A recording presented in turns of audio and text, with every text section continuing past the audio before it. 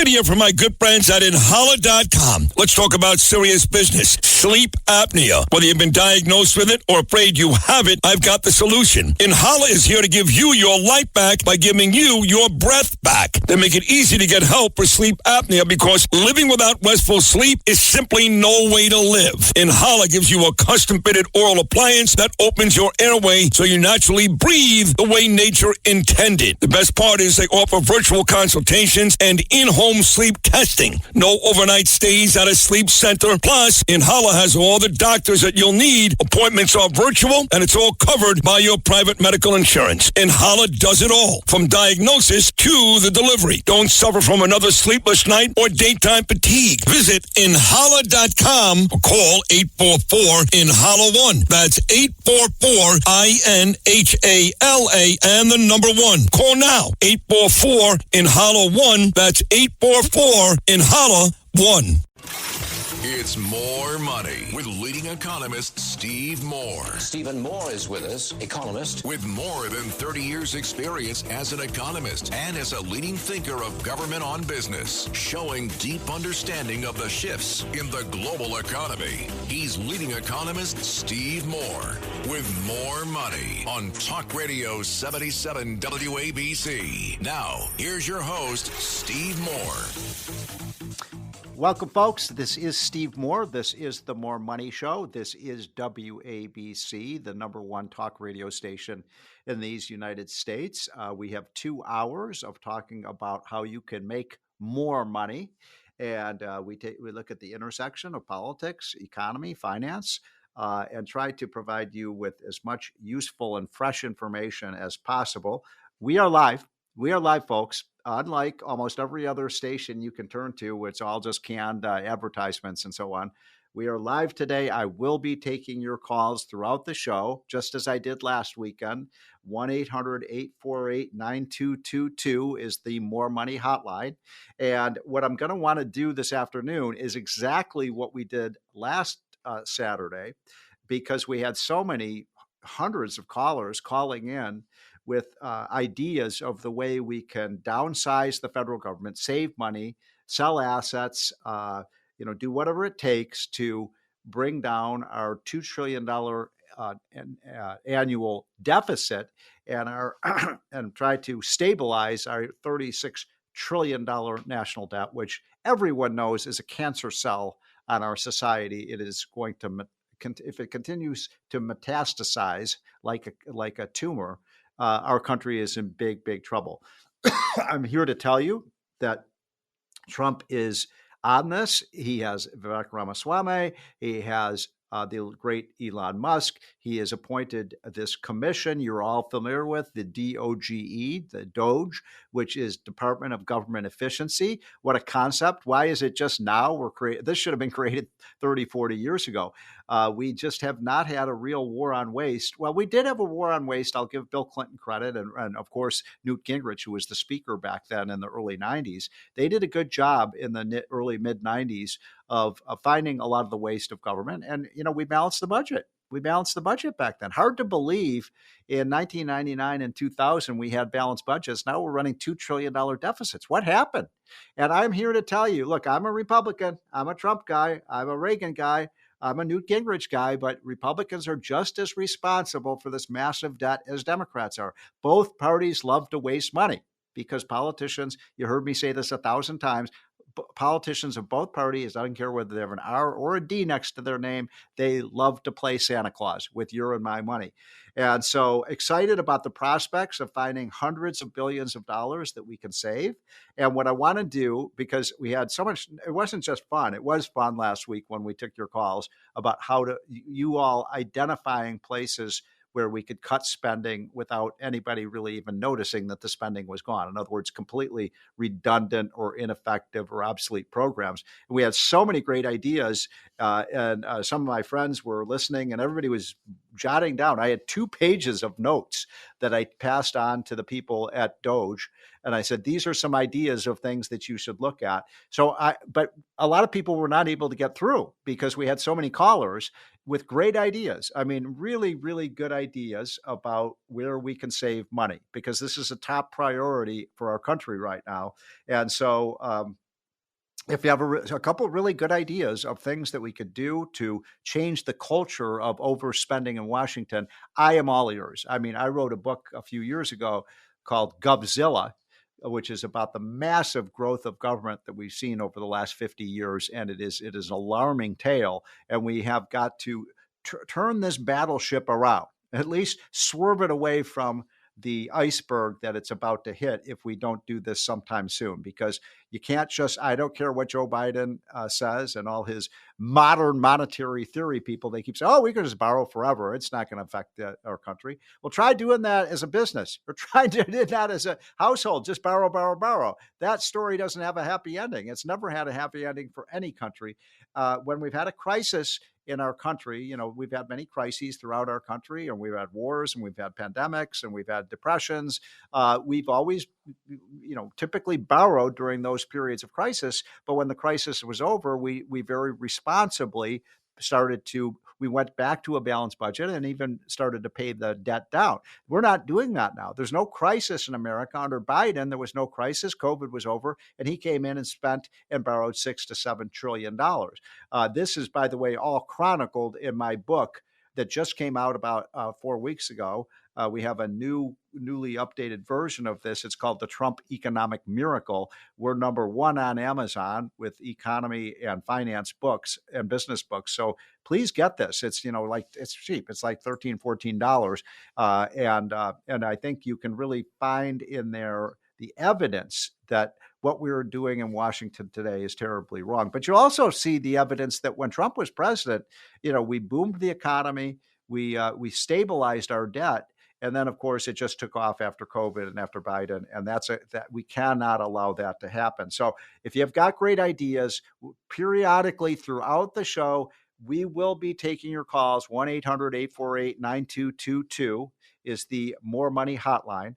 And so before we get to that, I want to tell you that in the book, The Trump Economic Miracle, which I have right in front of me. By the way, I forgot to mention that the person who wrote the foreword to that book that Laffer and I wrote, you can probably guess who it is who wrote the foreword. It was the great Donald J. Trump, the president himself.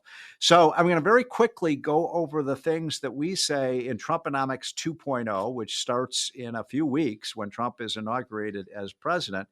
What are the highest priorities for Trump? And I'm going to go over these very quickly. And then throughout the next, hour and 45 minutes, we're going to talk more in depth about these. But I'm going to go quick over because there's like 13 or 14 items here. Are you ready? Number one, slash job killing and costly regulations. And we know what's happening with the regulatory assault on America. It is making us poorer. It is making a drain on our resources. $2 trillion a year is what we spend. $2 trillion, not billion, $2 trillion on excessive regulation. By the way, you may have been following this story that the federal government is trying to break up Google. And I know many of my conservative friends may not like Google, but Google is a $2 trillion company that's done amazing things. They provide us with the greatest search engine in the world for free. It doesn't cost anything. And now the government is trying to force Google to sell off Chrome, which they invented. They spent tens of billions of dollars inventing Chrome, a great resource. And now they're saying, the government bureaucrats are saying, sell it off. No, the people who should be selling off things is the government. The government shouldn't be having the private sector sell off things. So costly regulations are a killer. That's number one. Number two, and by the way, Trump will have a stack of over 100 executive orders on the day he comes into office. I think that would be January 21st. January 20th, I believe, is the day of the inauguration. And then January 21st, when he gets into the Oval Office and we kick Biden out, we're going to start. I know this because I've helped put together some of these executive orders. And one of the first ones we're going to get rid of is the one that mandates people buy electric vehicles, because people in America we're a free country. People should be able to buy whatever car they want. Okay, second, and this is a top priority for me personally, and I really am going to help Trump get this done, is make the Trump tax cuts permanent, because the Trump tax cuts worked, and they saved about $2,000 for the average family. They brought a lot of capital investment back to the United States. So we need to make those permanent, because if we don't do that, by the way, we're facing the highest tax increase in history on the middle class, because a lot of those tax cuts automatically expire next year. Number 3, I think this is something, these are all common sense things, folks, and I think you'll all, even my Democratic friends would generally agree with these. Replace welfare with work. So yes, we're going to provide a safety net. Yes, absolutely. We're going to have a safety net. We don't want people to go hungry or homeless or, deprivation in America. We want to make sure every citizen is taken care of. But if the government's going to provide you with aid, you have to provide yourself. You have to help yourself. If taxpayers going to help you, it's temporary. We're going to get you back on your feet, but you have to be working. I'm talking about people who are of working age, who are not disabled, who can be and should be working. And we need all hands on deck in this economy. We need everyone who can work and needs to work. We get them into jobs. Okay, 4th. This is really important. Use America's abundant natural resources. We estimate we have $50 trillion of natural resources that are just stuck there in the ground, whether it's minerals, whether it's coal, whether it's uranium, whether it's special, these precious metals that are so important. We have more of these than any other country, so let's use them. Number 5, cut medical costs by demanding healthcare price transparency. Yes, that's an important one, folks. In other words, hospitals and doctors and pharmacies, and when you buy things that are healthcare related, we should know what they cost. I mean, when you go to the grocery store and you pick up the eggs and you pick up the cereal and you pick up the candy bars and you get your the ground beef, you ask what it's going to cost before you buy it. We don't do that in healthcare. If everybody knew what things cost, we would become cost conscious consumers of healthcare and we could drive down costs. 6, modernize America's infrastructure. We need to have more pipelines. We need more refineries. We need more. And by the way, much of this can be with private money. I'm not talking about government money. In fact, I would get rid of a lot of the government infrastructure programs and let the private sector build the things that we need, whether they're hospitals, whether they're schools, whether they're airports. The electric grid system is a huge one that needs to be kept safe. I'm running out of time here, so I'm going to quickly go over these last ones. Allow every parent in America to send their kids to whatever school they believe is best for their kids. This is such a basic concept. The money in Washington should follow the kids, not the teachers' unions. And this is a way to make sure that the next generation of workers is highly educated. The next one, promote free and fair trade deals. I'm going to talk about that later in the show, but this is really important. I believe in free trade, but other countries have to play by the rules, and Trump will use tariffs as a weapon against countries that try to violate our rights as a country. Number 9 is the obvious one, downsize government. We were talking about that earlier. We will find hundreds of billions of dollars of saving. Number 10, and this is something Trump did. Trump did it. He read the book and he did this, create a National Commission on Government Waste. That's what DOGE is. So the book is already having an impact. Number 11, empower the president with empowerment power. If that empowerment power says, if the president doesn't want to spend money on a program because he doesn't think it's necessary because we've already solved the problem or the program isn't working, the president shouldn't have to spend it. This is a power that every president had until they took it away from him under Richard Nixon's presidency. Number 12, implement a pro-America immigration policy, secure the border. Absolutely. It's one of the highest priorities. And then let's get the immigrants into this country we need.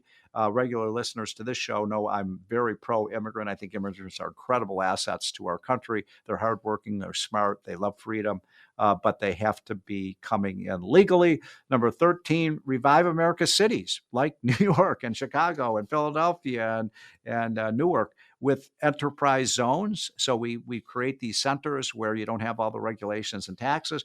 And number 14, I do like this idea, eliminate taxes on tips and eliminate taxes on Social Security benefits. There were several more. I don't have time to go through these, but you can see that's a huge, broad agenda we have for the incoming president. Folks, stick with us. My next guest is going to be Bob Nardelli, who is one of the greatest businessmen in America today. He helped build Home Depot. He built Chrysler. He built General Electric. He's the smartest businessman I know in America today. I'm going to talk to him about what he thinks about these ideas and how he thinks that Donald Trump could implement them. This is the More Money Show on WABC. I've been matchmaking all my life. I introduced my best friend and his wife. I introduced my program director, Kevin Drosch, to Inhala. And now I'm going to match you with Inhala. Yes, you two should sleep together. Skip the sleep center, avoid the CPAP machine, get in bed with Inhala. It's a custom-fit oral appliance. There's no bulky hoses or uncomfortable mask. Inhala works with your private medical insurance and makes the process seamless. I talked to the people at Inhala.com, and they're going to help you just like they helped out Kevin and his fiancée. She'll finally be able to sleep through the night while Kevin is using Inhala. Follow Kevin's sleep journey right here on 77 WABC. Now is the time for a treatment that is right for you. Visit Inhala.com or call 844-INHALA-1. That's 844-INHALA-1. So like my program director, Kevin, skip the sleep center, avoid the CPAP machine, get in bed with Inhala. Inhala.com, INHALA.com. This episode is brought to you by Global X. Since 2008, Global X ETFs has been committed to empowering investors with unexplored, intelligent solutions. Global X specializes in exchange-traded funds that offer exposure to the artificial intelligence ecosystem, including themes like data centers, robotics, semiconductors, and cloud computing. To learn more about Global X's entire suite of ETFs, from covered calls, fixed income, emerging markets, and more, visit globalxetfs.com. This episode is brought to you by Etsy. Oh. Hear that? Okay. Thank you. Etsy knows these aren't the sounds of holiday gifting. Well, not the ones you're hoping for. You want squeals of delight. Happy tears. How did you? And spontaneously written songs of joy. I am so happy. Oh yeah, oh yeah, oh yeah. Okay, the song needs a bit of work, but anyway, to get those reactions, make sure everyone on your list feels heard with handmade, handpicked, and designed gifts from small shops on Etsy. Gifts like personalized jewelry, custom artwork, cozy style items, vintage pieces, and home decor to celebrate all of your favorite people and their specific kind of special. For original gifts that say, I get you, Etsy has it. This episode is brought to you by Shopify. Upgrade your business with Shopify, home of the #1 checkout on the planet. Shop Pay boosts conversions up to 50%, meaning fewer carts going abandoned and more sales going cha-ching. So if you're into growing your business, get a commerce platform that's ready to sell wherever your customers are. Visit Shopify.com to upgrade your selling today. This is More Money with economist Steve Moore. Now, Steve Moore. Welcome back, folks. This is the More Money Show on WABC. By the way, I've been in a great mood for the last couple of weeks. I think most Americans are, even some of my friends who didn't vote for Trump. I think they see big things and good things happening for our country. They realize that this is the guy who can get it done. And look, I don't agree with everything Donald Trump says, and I don't agree with everything he wants to do. I agree with most of what he says and most of what he wants to do. But I think he's always focused on the whole idea of helping middle-class America and making America the greatest country, which we are, and ensuring that we continue to be the greatest country on earth. And there's one guy who has contributed greatly to, well, there's so many millions of Americans, but one of them is Bob Nardelli, who is, he was the former CEO of Chrysler. He was the former CEO of Home Depot. He was one of the top business minds at General Electric during his heyday, during that company's heyday. Bob, thanks so much for joining on a Saturday afternoon. Steve, thanks very much. And I was optimistic, but now I am very optimistic about this new administration. I share your view. So, Bob, thank you for coming on. I know how busy you are. You're still involved in many great companies. I wanted to start with one just quick overview question, and I'm going to make a statement, and I'd like you to respond to it if you would, Bob, because you are an amazing businessman who knows how to make a profit and make the things that consumers want at a price that they want it. But here's my statement, and I want you to react to it. You know, when you're running a business, and I've run very, very small operations before. You've run large ones, but your whole endeavor is to to keep your costs low and to provide, great services so you can make a profit, so the people who own the business can make a profit. So in other words, you want to be as cost efficient as possible. I think, Bob, in government, it's almost the opposite incentive. In other words, I've been more involved in government. You've been more involved in the private sector, but I see these agencies, they don't want to save money. They have no incentive to save money because guess what? If they save money, then they're going to get a lower budget the next year. So I think that's a big part of the problem. Yeah. Well, Steve, you couldn't have said it more on target. Running corporations, it's interesting. The Democrats tend to say corporate America, but they're forgetting that corporate America is made up of corporate Americans, the very people they say they want to represent. Right. And in addition to the investors, let's not forget there's a ton of pension funds that are behind these big corporations that are counting on, pensions for the people that work there. Point number one. Point number two, you couldn't be more correct. And I think what this president is going to do with the creation of this new organization, I saw a chart the other day. I think there was like 80 organizations just in the homeland and security and so forth. And what I learned is, if you go outside with a lot of sweaters on in the winter, you don't know the temperature. You only know it by peeling it off. So you got to go in and de-layer. You got to de-layer. You got to make sure that there's good spans of control where leadership doesn't meddle but delegates and holds accountable. And that's how we get at it. I'm pleased with this new Secretary of Treasury who's going to get at some of this issue. It sounds like. Too. I'm very encouraged with his approach, the macro approach to business. And he talked about deficit. We don't talk enough about that, Steve. I know you do, but I think that's an important part of getting this country back on track for sure. So I totally agree that, and I have dealt with the government on and off, and, it's like use it or lose it. And I always got to get 3% more versus 3% out and trying to be much more efficient and effective. Because in business today, particularly with inflation, Steve, look, the rate has come down, but I can tell you we're still choking with the inflation that took place during the 9.1 rate. And none of my suppliers are backing off that. So that is a chicken bone in our throat that we're going to have to somehow address. And you see it already, Steve, right? Look at the layoffs that are taking place to offset 43% wage increases. And again, I'm all for families, having a fair earnings that was generated, unfortunately, by the inflation rate of this administration. Yeah, it's caused incredible financial hardship. And by the way, Bob, there was an autopsy that was done on the election about why looking at the exit polling. And you are exactly right, my friend, that the number one issue for Americans was the price of everything, and that people's incomes had not kept pace. Unless we're at the top of the ladder, people really were feeling that they were financially stressed out. And they think that Trump will solve that problem. I think he will, as well as you. By the way, Bob, if you got a call from Elon Musk and he asked for your help on this Doge, would you? Because we need hundreds of great business minds to help us figure out how to cut this government. So I'm not trying to ask you to volunteer, but we need people like you who know how to make things efficient. Well, you're very kind to say that, and obviously, if it was of the pleasure of the president and Elon and the new organization, I'd be more than happy to try and participate and lend 53 years of experience. You mentioned GE, and I feel blessed to be tutored by Jack, one of the greatest of ever, and understand the importance of profitability and efficiencies and innovation and all the things that made GE as great as it was. So yes, I'd be open to taking that call, Steve, for sure.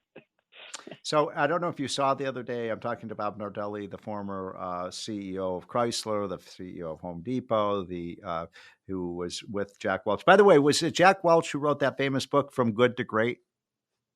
No, that wasn't. That was Bill Collins, I think, that wrote Good to Great. I thought Jack Welch wrote a pretty famous book himself, but he did.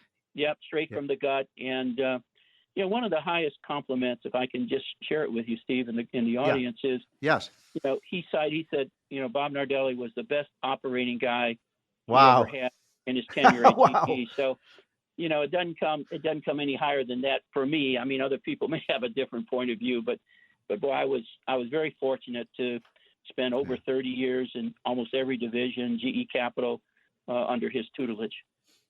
So I don't know if you saw this chart that we had in our hotline the other day, Bob. I know a lot of the people listening to this show get our hotline. By the way, if you don't get it, it's free. It's you just go to unleashprosperity.com and sign up for free. It goes to 100,000 people every day, and it goes to members of Congress and senators and CEOs like Bob Nardelli. But there was a chart. It was an organizational chart for the Center for Medicare and Medicaid in Washington.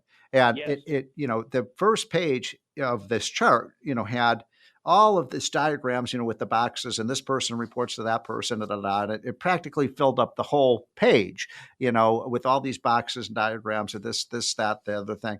And then, I thought, boy, that's pretty bureaucratic. And then my friend said, Steve, that's only the first page. There's 84 more pages like that. And I'm like, oh my God, this bureaucracy is out of control. There must be a better way to streamline. Yeah. Steve, first of all, you're my first read in the morning, and I appreciate Thank you, Bob. I appreciate you sending that out. And as I've told you, I've sent it to a number of my colleagues, and they thank me for it. They're excited about it. So it's getting out there more every day. Number one. Number two, that exact chart, I called it up and I was going to print it, and then I saw it was 80 pages. Right. Pages. We couldn't fill it up. I mean, we couldn't show it on our hotline because it's so long. I mean, it goes on and on and on. And you're like, what do all of these people do? But you look at that chart. So I didn't print it all, but I scrolled through it, and you see 1/2, 1/4.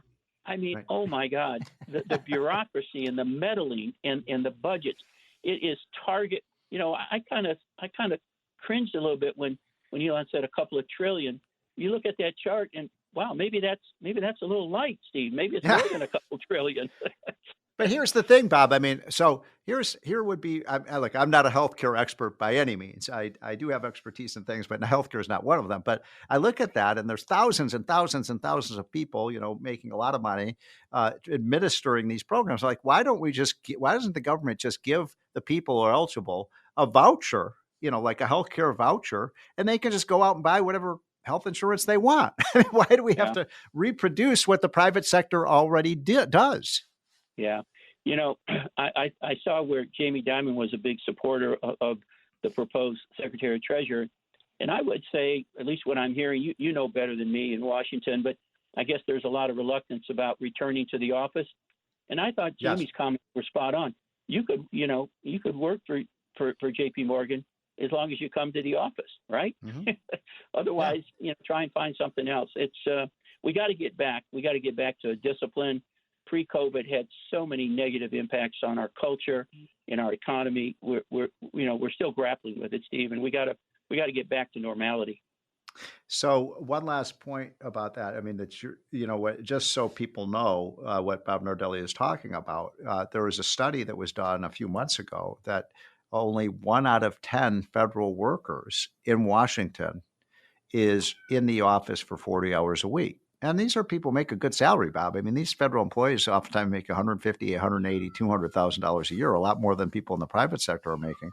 And I know this because I live in the swamp, and we know people who are supposed to be working, and in the middle of the day they're out playing golf, or they're playing tennis, or they're going shopping, and some of them actually have a second job. So I think this idea of I telecommute more than I used to, so I do this myself. But come on, we got to have people who are actually on the job and making sure that they're not ripping off taxpayers. So, Bob, what would you recommend? If you got a call from Elon Musk tomorrow, and I want to make that happen because I think you would be an invaluable resource, what would you recommend that they do to streamline this bureaucracy and to get rid of programs we don't need? Yeah, well, it's the same thing I've done for 53 years. I've moved 13 times, and when I go into a business, I just start at the top and work all the way down to get a great learning of it. I think the pace with which you make decisions is based on your learning curve. So I always challenge myself to have a vertical learning curve to make the most informed decisions I can, Steve. And that's what I would do. But I would look at that org chart, for example, you referenced, and just start grinding through that thing and say, why is this necessary? What do they do? What's the budget? What's the return on investment? What's the return on investment? When the government was the second largest employer last year, and I think close to that this year, where's the ROI, Steve? There is none. And if these people 1 out of 10 go to the office, hey, here's a great start. We got a lot of facilities we can sell. Let's put it on the market and get people in there that are going to generate some revenue for our economy. Yeah. Hey, say, Bob, have you ever? I know you've had a 50-year distinguished career in the private sector. Have you actually ever worked for the government? Every year around April, I feel like I do, Steve. Yes, of course you work for the government. I mean, have you ever collected everybody listening to the show in that case is work for, but I mean, have you actually, collected a government paycheck? Have you actually been an employee of the federal government? No, sir. No, sir. Okay. So I want to tell you something and I want your reaction to this. Yes. So, cause I've had a couple of short stints, working for the government and I didn't like it, frankly. But one of the things that bothered me so much in my, both of the jobs I had were less than a year and I just got burned out on it. But you have a civil service system. A lot of people don't understand how this works. It's almost impossible, Bob. It's almost impossible to fire someone in the federal government. Now, you said when you would come into a new business and take, and try to, make it more efficient, you would get rid of some of the people that they were not needed, and you would bring in better people who could do the mission so that it was accomplished. You cannot do that in government. You could not come in, Bob, to say the Center for Medical, what we're just talking about, CMS, and you would not be able to get rid of people. How can you run an efficient organization if you can't get rid of people who aren't working? Yeah, I did have experience with the first Homeland Security, Governor Ridge, who's a dear friend. Right. And he reached out to me and, I said, I'll twist myself in a pretzel to help you, but, I can't go to work for you directly. and he said the same thing. He said, Bob, I just got to work around a lot of these people. I just have to go down 2 or 3 levels to really get someone that's committed to work rather than a bureaucrat. And it's just very, very sad, isn't it, Steve, that we have people who are very competent, willing to work hard, dedicated, and they're being blocked. It's not that person between Governor Ridge and what they have to do. It's the people in between them, that's causing the problem that we just got to flush out. Well, that's a great point. And what I saw in both my stints in government was, the good people, what you want to do is reward the good people and then, either demote or fire the people who aren't working up to speed. Yeah. And you couldn't do that. The civil service laws, the pay system, and these, the lawyers prevent you from doing it. And that I hope that Vivek and Elon Musk will do something about that, because you've got to have great employees, right? I mean, you've got to have people who are dedicated to the mission. Tenure is one of the worst things that ever happened to our universities. Yes, it's one of the worst things exactly. The government, Steve. It's one of the worst things. The meritocracy is gone once you have tenure. Oh, you're so right. I don't think I bet 90% of the people, 95% of the people listening to the show don't have tenure. They don't have lifetime protection in their job. I mean, I could be fired. You could be fired. If you don't perform, you're out.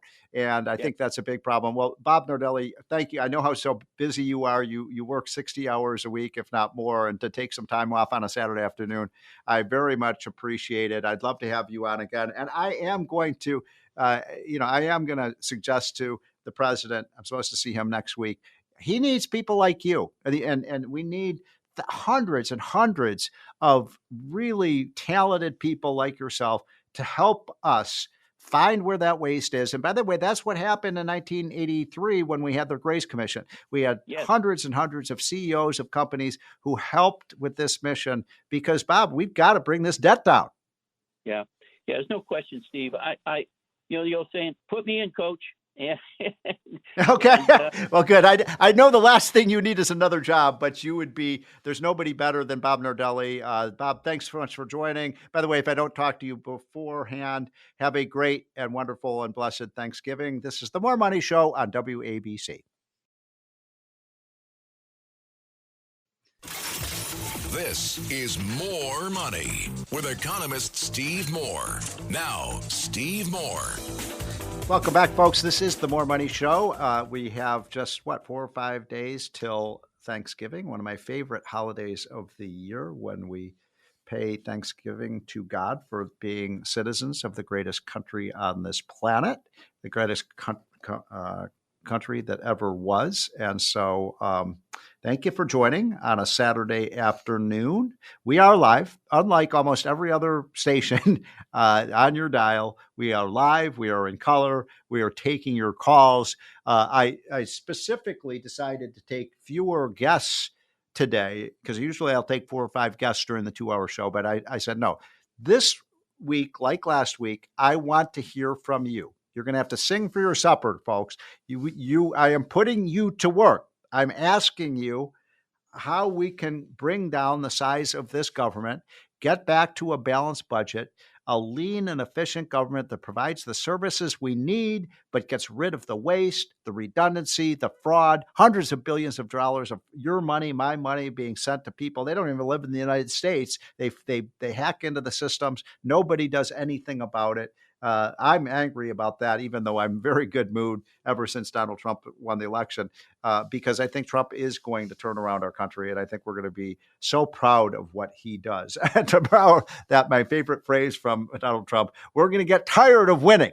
And I think that's exactly right. So before I get to Al, who was our first caller, by the way, that More Money hotline number is 1-800-848-9222. I'm going to try to get, I know that my producer says that the lines are all filled up. I think there's one line open right now. 1-800-848-9222. Please keep your answers, quick. Tell me how we're going to save money or how we're going to reduce costs or how we're going to raise money for the government. And then I'm going to just go right down the list. I am keeping a list in front of me. I've got a big notepad as I did last week, and I will take these ideas right to the government reform efficiency. I'm going to get these to Elon Musk. I'm going to get them to President Trump. I'm going to get them to Vivek Ramaswamy. So with that, let me tell you my idea, and then I'll take your ideas. I mentioned this very briefly on the Larry Kudlow show, but how about this? I want the biggest garage sale, like a huge market with all of these assets the government has that they're not using, and sell them. At a massive, we can do it right on the Washington Monument grounds, right in what they call the mall area. And all of these agencies, they have all this crap that they don't need. Let's sell it. Let's sell it off. And then the money that we raise from the garage sale, but it's a garage sale, it's a massive garage sale. That money is specifically dedicated not to spending on other programs. It's specifically dedicated to paying down the debt. And I think we could find billions of dollars. And by the way, we could do it all over the country because there are federal agencies and offices all over the country. So we don't have to just do it in Washington. We could do it in Los Angeles. We could do it in New York. We could do it in Brooklyn. We could do it in Philadelphia. I know we have a lot of listeners in Philadelphia. We could do it in Atlanta. Every penny that we raise by selling these unused assets, we use to, there's tens of billions of dollars of money that we could raise for that kind of purpose. So let's get to the lines. I think, Mr. Producer, let's start with Al. Hi, good Al, morning, are you there? Excellent show. Yes, can you hear me, sir? Yeah, yes, I hear you. Go ahead. Yes, excellent show, and I appreciate you having those guests on. They're very, very informative. I have a question.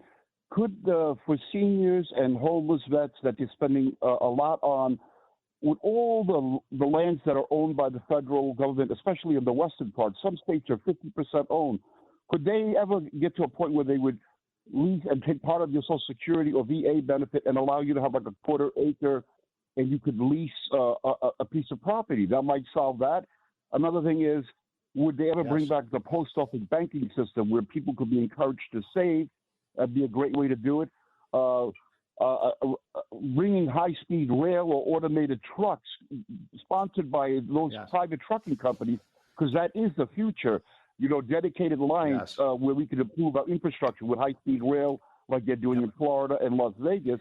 You go to Europe and, wow, we're stuck with 70-mile-an-hour Amtrak trains. Yes. All right, Al, great call. Thank you very much. Good ideas. Look, by the way, I'm not against high-speed rail, but I am against government subsidies for high-speed rail. They've spent $30 billion with a B in California, tried to build a high-speed rail system all the way from Los Angeles to San Francisco. It doesn't work. They've made no progress. It's been a big boondoggle. But on the other hand, in Florida, they have a high-speed rail that goes from, I believe, Orlando to Miami. And I've ridden on that. It's almost entirely privately financed, and it works. In other words, I don't want the government running things because they can't run a railroad. They can't run Amtrak, and I don't want them because as soon as the government starts running these kinds of things, they run deficits, and that's what runs up our national deficit. But you had a great idea, if I heard you correctly, Al, which is let's sell off some of these lands. And almost half of the land area west of the Mississippi River, almost half of that land is owned by the United States government or state governments. And in other words, and it's not well managed. I mentioned this last week. The forest fires, the Forest Service allowed millions and millions and millions of trees to be burned down. Homes were burned down. Ranches were burned down. The government is not a good custodian of our federal land. So let's sell the land to private owners who will put it to use and make money on it and pay taxes on it. And we'll say we think we could sell a lot of that land for billions of dollars. Great call, Al. I think Dan is next from New York. Is that me, Steve? That's you, sir. Okay, good. Listen, great show. I love listening to these ideas. I've been watching the federal government waste money for my whole life. I'm 82 years old. How old are you? 82. Okay, that's a long time to watch the listen, government waste money. I'm 64, and I've seen it all my life, and you've probably seen even more of them. But what do we do, Dan? I mean, let's get specific. Let's get right down to it. What if you're talking to Elon Musk? What are you going to tell him how to save money? Okay, save money. Here's my deal. Federal grants. Now, the politicians, they call that bringing home the bacon. When they can get federal grants given to a local town to build a small bridge or do the roads or something like that. My complete waste. My idea, because a lot of these projects are done because they can get a federal grant. That's right. So what you do is no federal grants anymore. You give them a federal loan, and they can spread that loan out over 30 years, and the locality could handle it with no problem, and they would only build those things that they really need. Yeah. Okay, Al, I'm going to stop you there. I mean, Dan, great call. I like that idea a lot. I'm very much in favor of every grant program should be turned into a loan program. It should have to be paid back. Even welfare benefits. If you fall on tough times and you need a hand up, and so you don't go hungry or homeless. Yes, we should provide assistance, but that should be in the form of a loan. And when you get back on your feet, you pay it back. Just like if you went to a bank and you said, look, I need a bridge loan. I have some financial problems now. Yeah, we'll give you the money, but you pay it back. Same thing for businesses that take out small business loans and things like that. It should all be paid back. By the way, then people wouldn't abuse the system. I think that is actually an excellent point that Dan is making. I love that idea. I think we've time to sneak in one or two more quick calls before we take a break. By the way, you're listening to the More Money Show. This is WABC. I'm Steve Moore, and that 1-800 number for the More Money Hotline is 1-800-848-9222. But I believe Julius from Brooklyn has been very patiently waiting.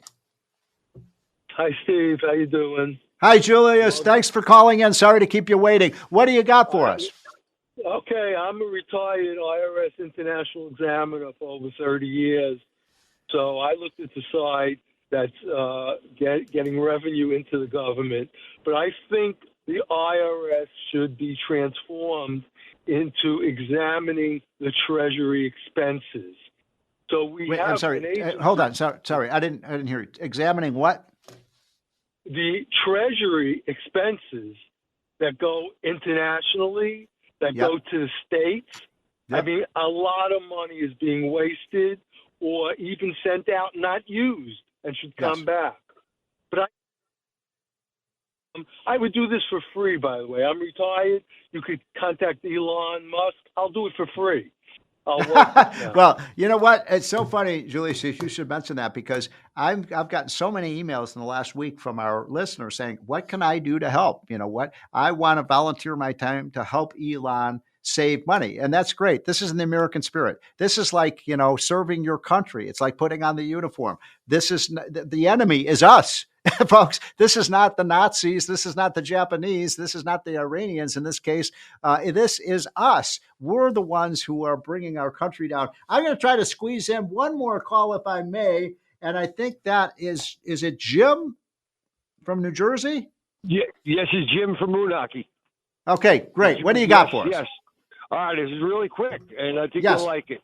Steve, there's nobody who knows more about government waste than the people who have worked in it, okay? Yes. What Mr. Musk, what you guys need to do, Mr. Musk, or whatever this system is you're setting up, is a number or an address where you can report this government waste. There's a lot of okay, Jim, jobs. this is a fantastic idea. I apologize. I'm going to have to cut you back because we got to take a quick break. But Jim, you're 100% right. We have to provide incentives for federal employees because they're the ones who know where the waste is. They work in these agencies, and we have to give them a bonus or an incentive if they can find ways to reduce the government spending. I am all for that. You are onto something very big here, Jim.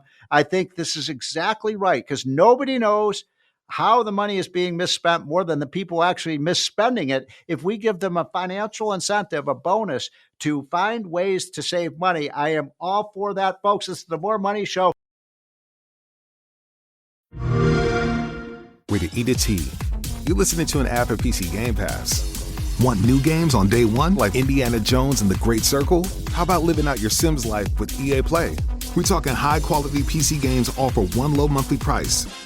We got you. Learn more at xbox.com/PC Game Pass or click the banner. Indiana Jones and the Great Circle available December 9th, 2024. Game catalog varies by region and over time. Okay, that's the ad. You can go back to doing whatever you were doing now. My dad works in B2B marketing. He came by my school for career day and said he was a big ROAS man. Then he told everyone how much he loved calculating his return on ad spend. My friends still laugh at me to this day. Not everyone gets B2B, but with LinkedIn, you'll be able to reach people who do. Get a $100 credit on your next ad campaign. Go to linkedin.com/campaign to claim your credit. That's linkedin.com/campaign. Terms and conditions apply. LinkedIn, the place to be, to be. If you're a maintenance supervisor for a commercial property, you've had to deal with everything from leaky faucets to flickering light bulbs. But nothing's worse than that ancient boiler that's lived in the building since the day it was built, 50 years ago. It's enough to make anyone lose their cool. That's where Grainger comes in. With industrial-grade products and dependable fast delivery, Grainger can help with any challenge, from worn-out components to everyday necessities. Call, click Grainger.com, or just stop by. Grainger, for the ones who get it done. It's More Money with leading economist Steve Moore. Stephen Moore is with us, economist. With more than 30 years experience as an economist and as a leading thinker of government on business, showing deep understanding of the shifts in the global economy. He's leading economist Steve Moore with More Money on Talk Radio 77 WABC. Now, here's your host, Steve Moore. Welcome back, folks. This is the More Money Show. I am your host, Steve Moore. I am so privileged to be with you every Saturday afternoon from 1 to 3. And today, by the way, we are live. We are in color.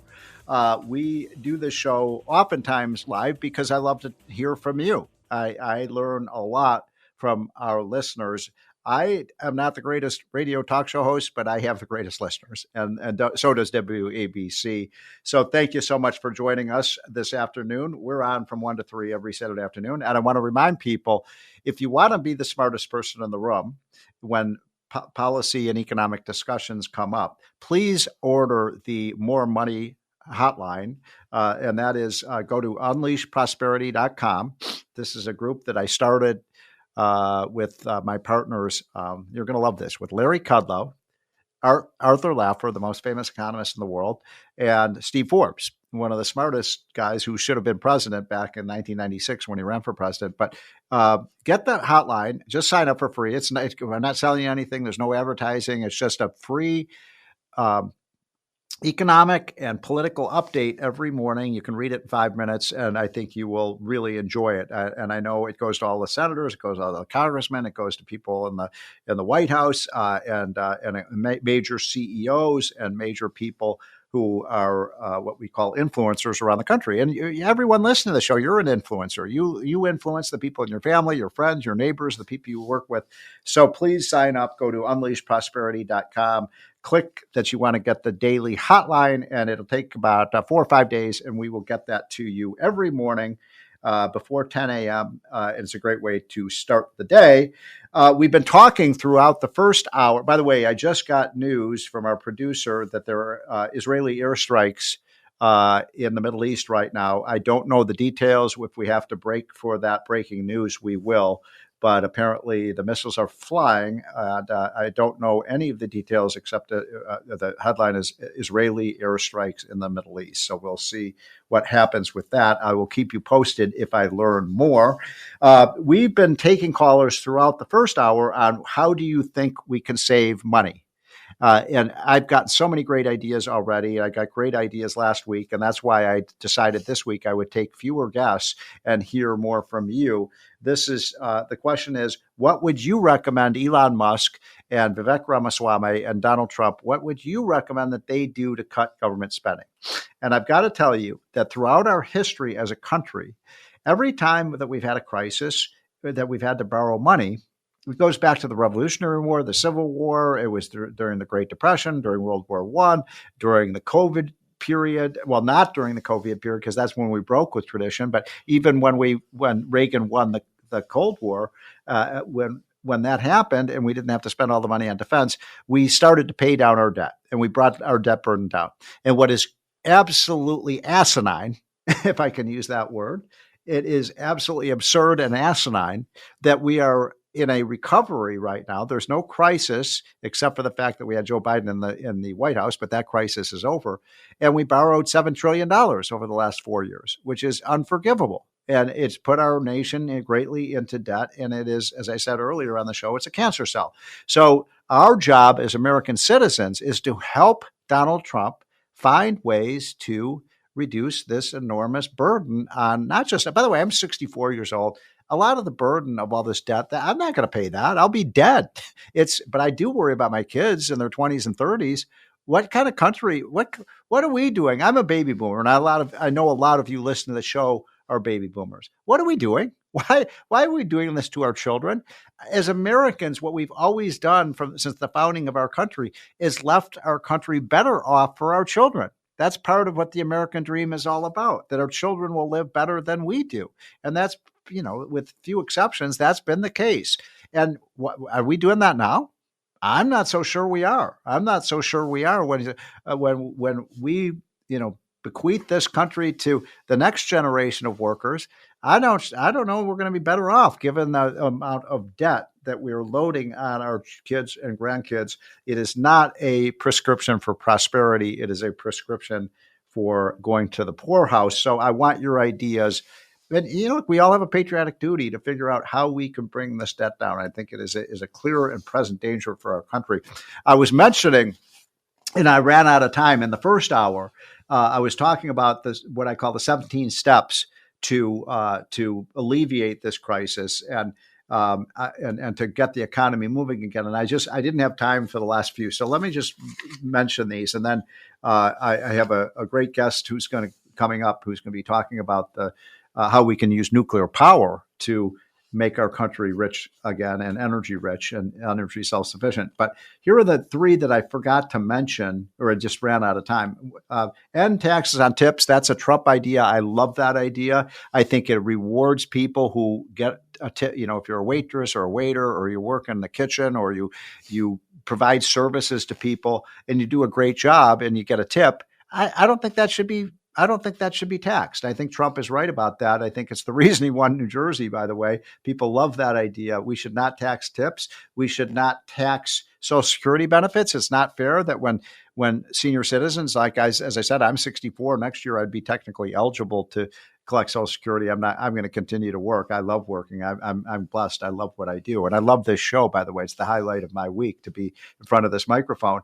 But if seniors who are in their 60s or 70s, and even in some cases 80s, want to continue to work and want to continue to contribute and are able-bodied and of sound mind, why would we punish them for working? I mean, does that make any sense?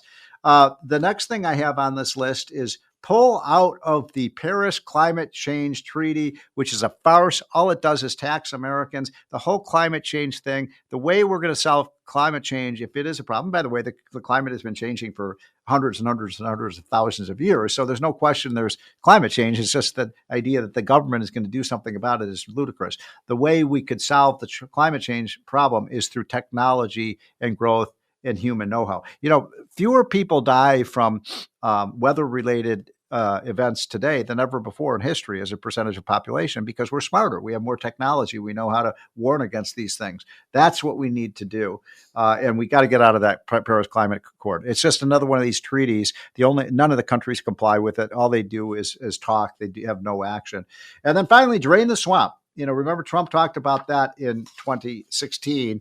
We got to drain the swamp again. There are way, way, way too many people working for government and way, way fewer people. We need more people working for private sector companies that produce things that we want, not drain the American economy by taking a government paycheck. So here's what we're going to do, folks. I'm going to take a quick break. I have a good friend of mine, a colleague from the Heritage Foundation, who's going to come on, has written a great new book on why we need nuclear power, and I'm totally with him on that. And we're going to hear from him for a little while, and then for most of the rest of the hour, we will be taking your calls at 1-800-848-9222. You have to have specific suggestions. I want your specific, concrete, clear-minded ideas of what we can do to bring down this enormous national debt and make the government efficiency one of our highest priorities as a country. This is the More Money Show. We'll be right back.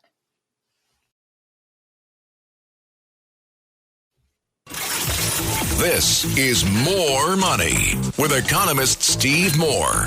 Now, Steve Moore. Welcome back, folks. This is the More Money Show. We've been talking about how we can make our economy function better for the last hour and a half. And now I am bringing on a guest. And he is a colleague of mine at the Heritage Foundation, where I oftentimes hang my hat. I love Heritage. I love the work that they do.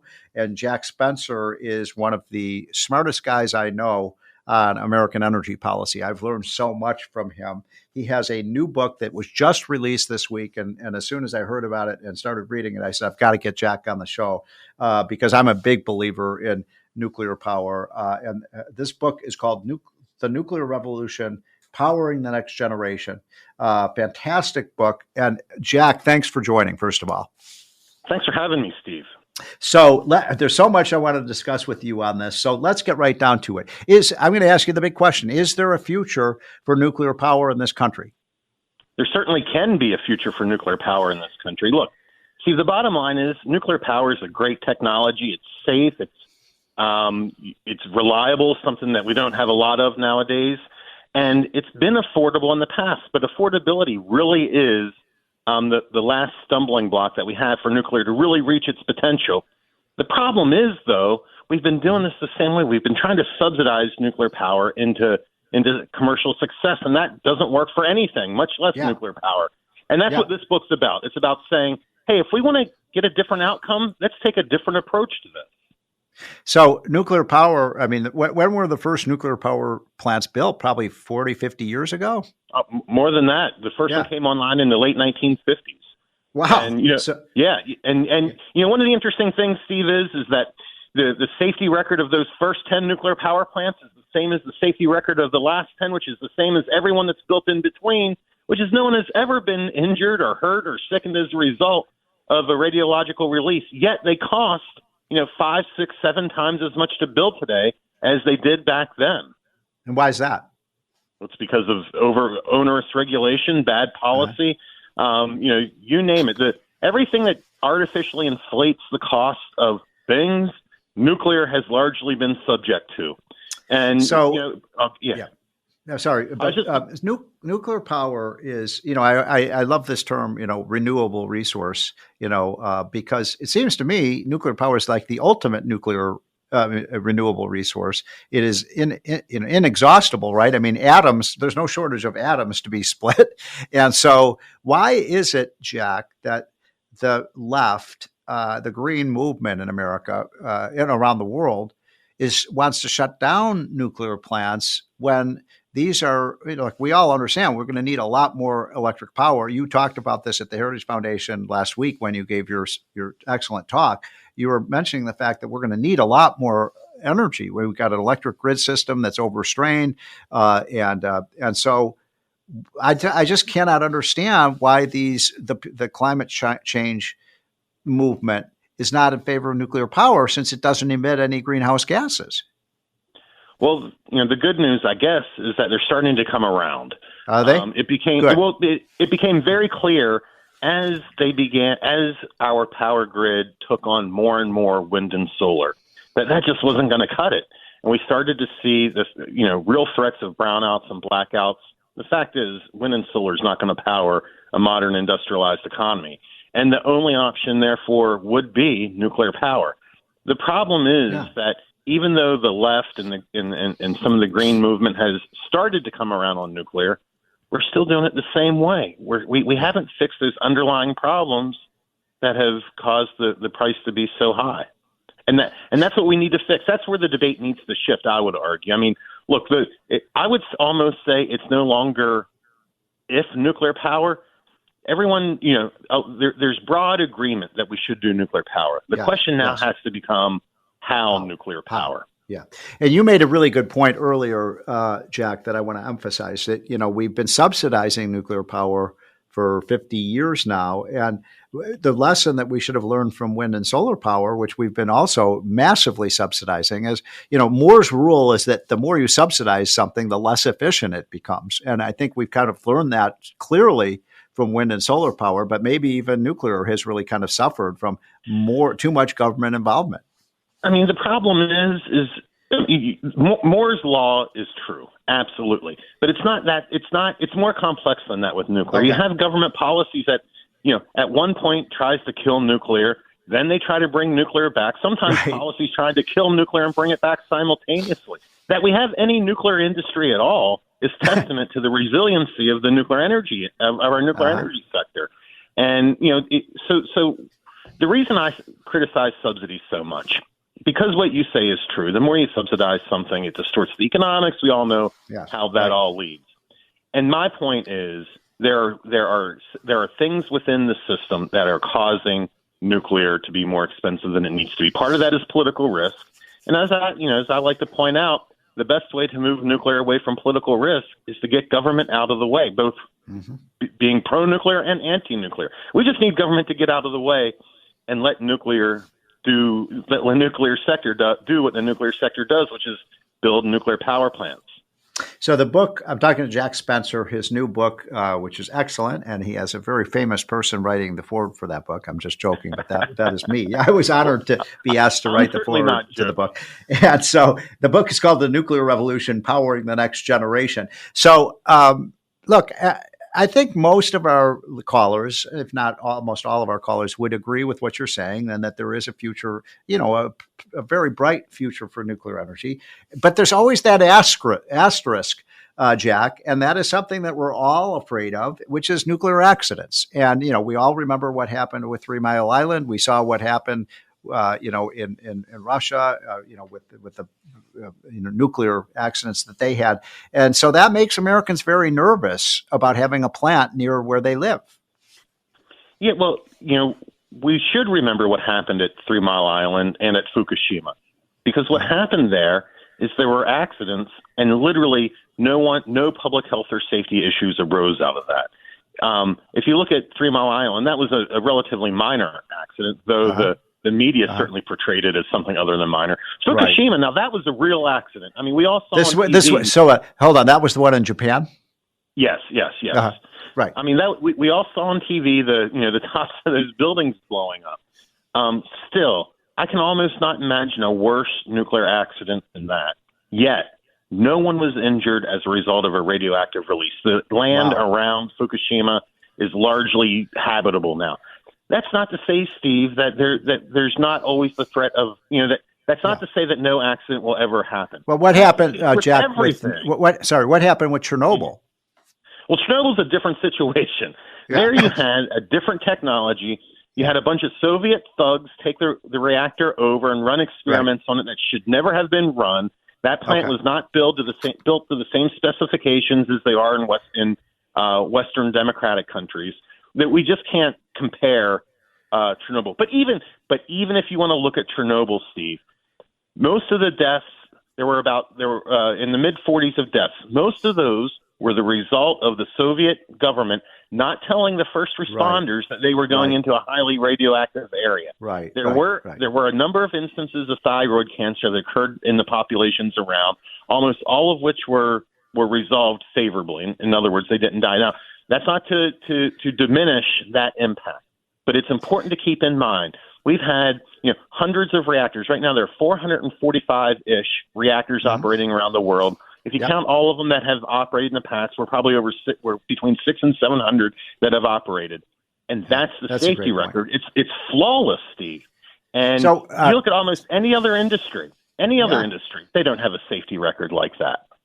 That's a great point. So, Jack, we've only got a minute left. Appreciate it. I'm talking to Jack Spencer from the Heritage Foundation, who has a new book out on nuclear energy. So what do you see? Do you see right now, I think, you know these numbers better than I do, but I think we get about maybe 15% of our electric power today in America from nuclear plants, but we haven't built 20. a lot of, what's that? Yeah. Closer to 20. 20%. Okay. So do you see, I would like to see that number, grow by 50% or maybe even double, and we could use our natural gas, our nuclear power, our oil, even coal. We have clean coal. Why don't we just use all of the above and let the market decide, as we do everything else, which source of energy we use? We absolutely should. It's important. I criticize in the book nuclear subsidies, but I actually criticize all subsidies. Right. We need to get rid of energy subsidies writ large. Steve, you're an economist. If there's a market where there are literally hundreds, if not thousands of suppliers, billions of users, something everyone wants, multiple technologies, it's the perfect market. If ever there was a market government didn't need to intervene in, it's energy markets. Yes. So, okay, Jack, I got 30 seconds left, and I have to bring you back on the show sometime in the weeks ahead because this is a very serious – I'm going to not do this issue justice, but I just give a quick answer. How vulnerable is our electric grid system? Are we doing enough to have enough power on the electric grid to power our country, especially with artificial intelligence coming? Do we have the safety procedures so that, the people can't blow up our electric power? What's the situation? Are you worried about that? Because I am. I am worried about it, but it's not a challenge we can't meet because most of the problems we have, Steve, are a result of bad policy. It's not a result of not enough energy. It's not a result of inferior infrastructure. This is something that if government gets out of the way, our energy producers can fix. Jack Spencer, thanks so much for joining us. Get his book, folks. It is fantastic if you want to know the real nuclear power story. We'll be right back. This is The More Money Show. This is More Money with economist Steve Moore. Now, Steve Moore. Welcome back, folks. This is the More Money Show. I'm having a great time. I hope you are. I hope you've learned a lot in our first hour and a half of the show. But the best is yet to come because my next guest is David Bahnsen, who is a regular on this show and a favorite of this show because he is just an amazing economic and finance guy. He runs a group called the Bahnsen Group. He has many books out, but my two favorite I'm going to mention right now are the latest, I believe, is Full-Time: Work and the Meaning of Life, which is a great book about how important it is that we work, that we don't just work to make money, but it gives us fulfillment. And the more you work, by the way, the happy you are. Work, and believe it or not, work happiness are very closely tied, as David shows in that book. And then the other one that I have right next to my bedtime table that I always pick up and read just a few pages every night before I go to bed. It's called "There's No Free Lunch: 250 Economic Truths," and boy, are they great. So, David Bahnsen, thanks so much for joining. Well, Steve, thanks for the kind words, and thanks for having me. I always love doing this. So quick, we've got a lot to talk about, David, and so I want to get right down to it.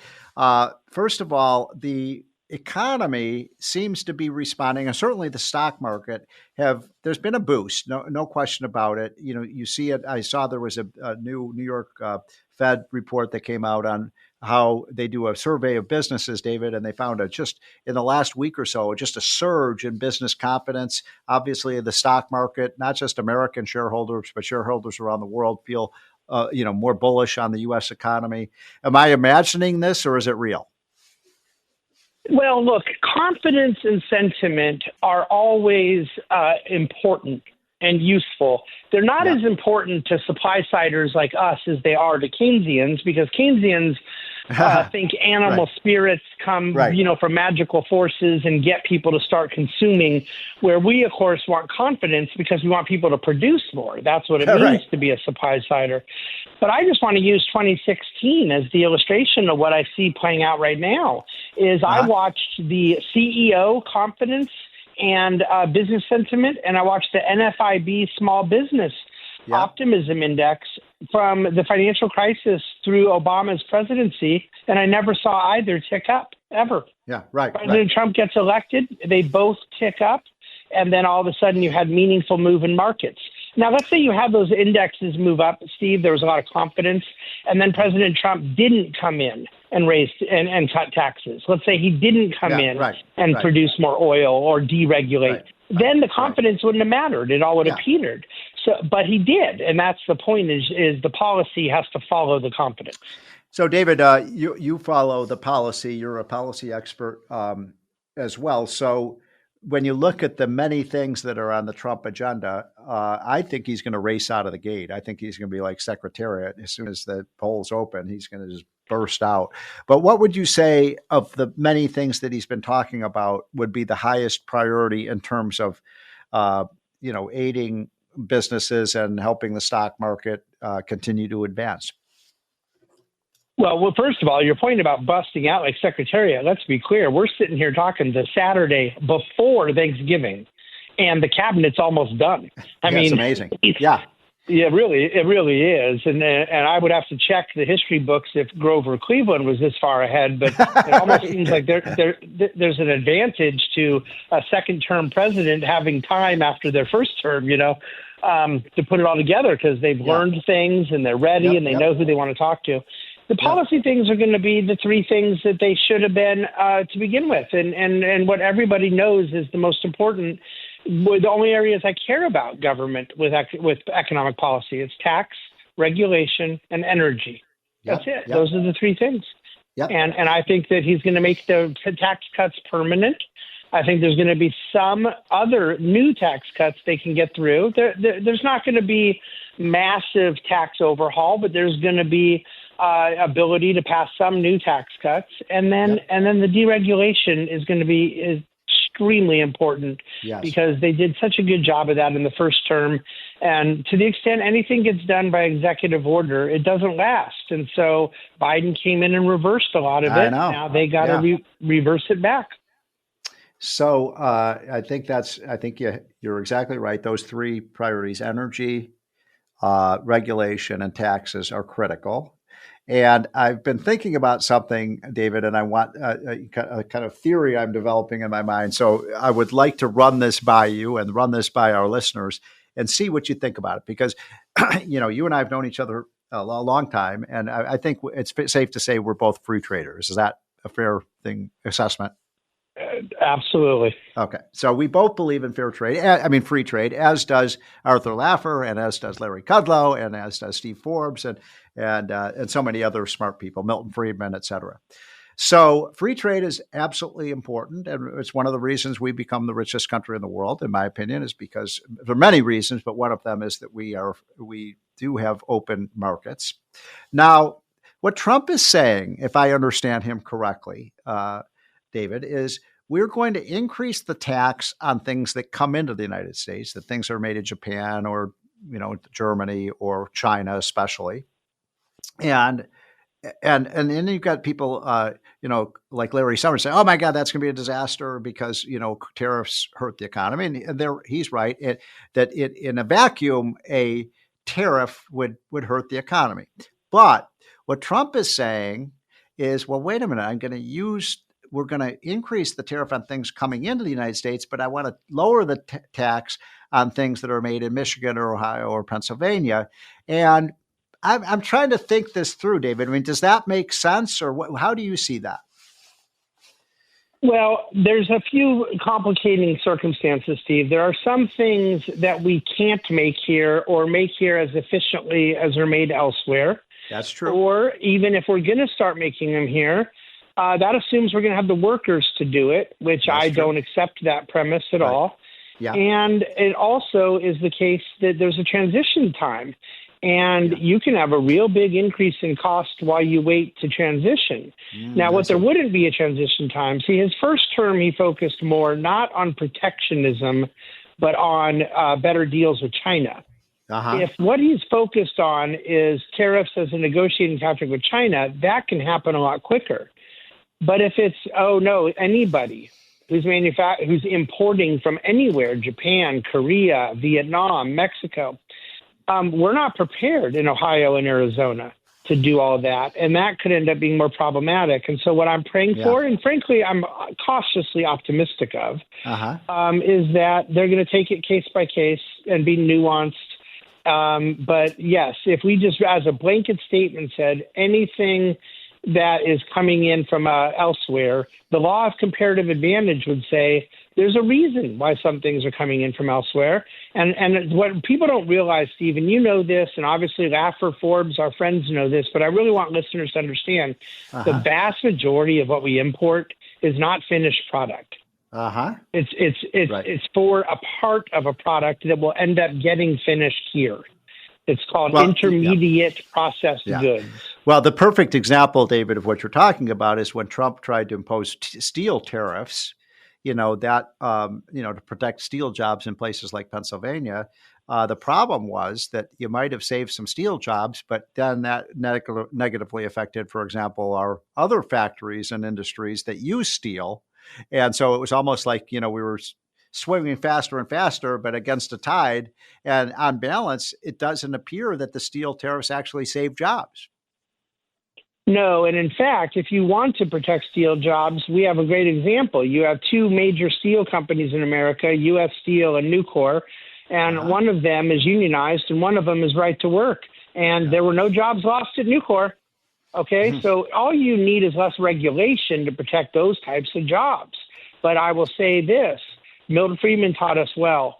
When you measure the impact of tariffs, you can't only look at the imports and say, well, we're going to help manufacturers because these products that are coming in, we're taxing more, and so it's going to incentivize, because then that country retaliates against our exporters. Yes. And so how many of our companies lose jobs because they were requiring an export-oriented customer on the other side? They're exporting to other customers. So you have to look at the visible and invisible effects of the policy. And where a lot of people said, you free traders, you're market fundamentalists, you don't get it. No. I understand if he wants to negotiate better deals, if we want good terms, if we don't want them, if there's human rights incidents going on, national security. But we gotta talk consistently about what we're talking about. And if all we're talking about is trying to do protectionism, then we have to realize that you may think you're helping a steel job here or a Ohio job there, but you don't see the Kansas job you're hurting. Right. And that's exactly the big point here. Now, I think if Donald Trump were on this conversation, what he might say is, well, look, these countries are already imposing high tariffs on us, and our buddy, you and I are good friends with Larry Kudlow, and Larry likes to talk about this idea of reciprocity, and Trump likes to talk about it too. And it's basically, if you're going to punch us in the nose, we're going to punch you back in the nose. And what Trump would say, and I'd just like your reaction to this, is whether or not in other words, can we move towards freer trade by Trump basically saying, look, you got to lower your tariffs on our stuff. And, China imposes pretty high tariffs on U.S. goods. And so could that strategy, are you comfortable with that strategy, David? Well, this, Steve, is where, unfortunately, I learned too well from my economic mentors, you, Larry, Forbes. I don't disagree that you want fair deals. But my question is, who gets to pick what's a fair deal? The buyer and seller, or a bureaucrat in Washington? Right. If I'm getting punched in the nose, I'm not going to do the deal, am I? And so the buyer and seller are most qualified to make that determination. And if China is imposing unfair terms, that's where the U.S. customer or producer has the ability to say, I'm going to bring my business to Vietnam, or I'm going to bring my business to Minnesota. But I don't believe that we necessarily need Washington, D.C. to be making those decisions. So to change subjects for a minute, because we don't have that much time left, and appreciate, this is David Bahnsen, who runs the Bahnsen Group. You see him all the time on Fox News, on Fox Business News, and is the author of many books, including There's No Free Lunch, which I really recommend. By the way, that's a great Christmas present to get members of your family, because it's just a wonderful way of explaining how the economy works to your kids or your neighbors or family members. Trump has got an incredibly wide-ranging agenda to rebuild the American economy. He has this new commission that I've been talking with my listeners about for the last few weeks that I'm very excited about finding waste and fraud and rooting it out in the government, because it is incredibly bureaucratic. It is incredibly wasteful. There's an enormous amount of fraud. And, a lot of the people on the left have been kind of poo-pooing that, you're not going to be able to find the waste, or you're not going to be able to cut the budget. What say you? How do you feel like that's going, and how important do you think it is? Well, here's what happened this week that really gave me a boost of optimism is they came out, they wrote an op-ed. By the way, Elon's getting a lot of attention on this thing, but I can't say enough about Vivek Ramaswamy in this thing because of his ability to communicate and articulate. He's a very effective messenger, and that's where this thing's going to get a lot of its effectiveness is they got to go embarrass some people. Okay, Right. and it's, you're not just going to have social media, which Elon's great at, but you got to go make the case. And this thing about getting government workers back to work 5 days a week. Yes. I wrote in my own Dividend Cafe. I do a weekly investment commentary, dividendcafe.com. And I wrote yesterday, first of all, people going to work is more productive than not going to work. And second of all, if they want to save costs, all the government people are going to quit their job over this because, God forbid, they actually have to go back to work 4 years after the pandemic ended. That's good, too. We don't need their payroll anymore. So I think go ahead. Sorry, go ahead. Yeah, go ahead. I just think that it's a great step out of the gate.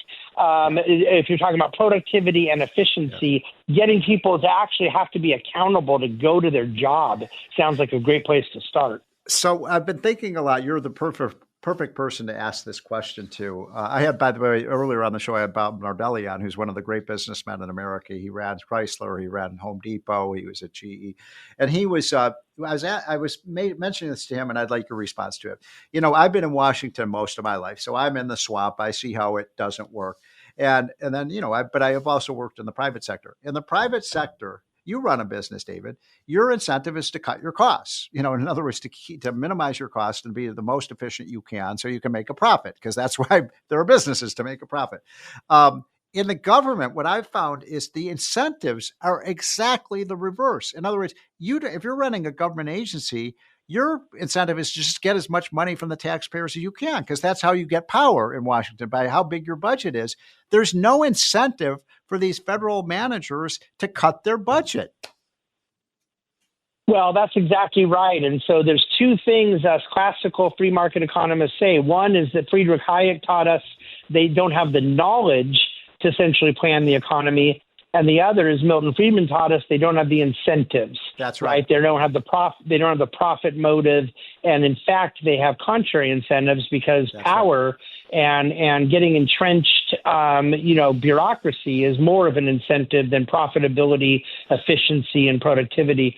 Look, I'm kind of in the middle of the road on this thing with Elon and Vivek, because on one hand, Steve, I really wish they hadn't said they're going to cut $2 trillion, because they're most certainly they're not going to cut $2 trillion. Yeah. And I want to underpromise and overdeliver here, and I think that they have a good chance of doing that. But look, it starts with fraud, waste, and corruption, and there's hundreds of billions of that right there. We got 30 seconds left, David. So last question. David Bahnsen is my guest. You're the guy who I listen to on the markets. The market's been on a bit of a boom. Is it going to continue?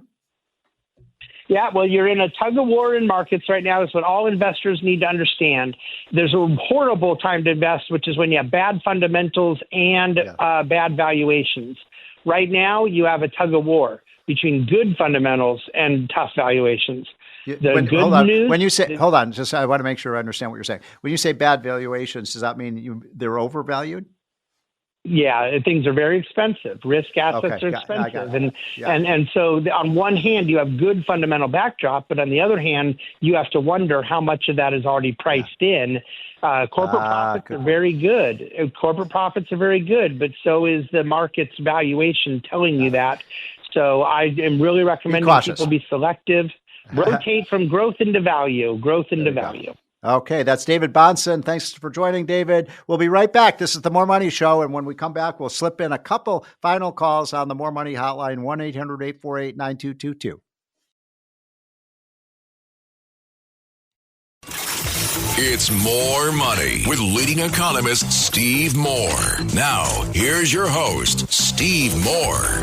Welcome back, folks. This is the More Money Show. We are coming to the end of the show. I've had a great time, as always do, with you all. I hope after the show is over, you'll get out and enjoy the crisp, cool fall air and the sunshine, which is the situation in most places across the East Coast.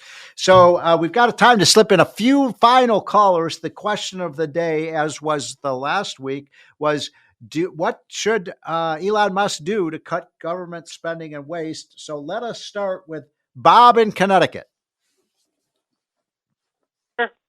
Steve. Yes, Bob. Thanks for joining. We got to go quickly. I'm going to give you 45 seconds, so go ahead. Okay. Use non-union contractors to build roads, bridges, buildings, whatever. Yes. It'll be 25% of the cost. Yes. The other thing for energy, any place that they close the coal-fired plant, require them to put a nuke in or retool it to natural gas, and then end the foreign tax credits and all these companies that are building all these parts overseas. Bob, great call. I agree with every single one of those ideas. I wrote them down. Well said. Let's go to William in Westchester. Hi, Steve. I really don't need a personal tax cut. If all of your 17 points go through, I will have such a real income increase that I won't need it.